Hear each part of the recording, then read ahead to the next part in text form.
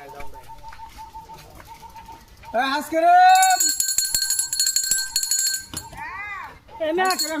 কি ice cream আনছুন?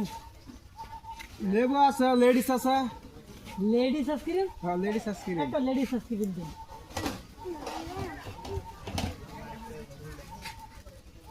Ladies ice cream কত?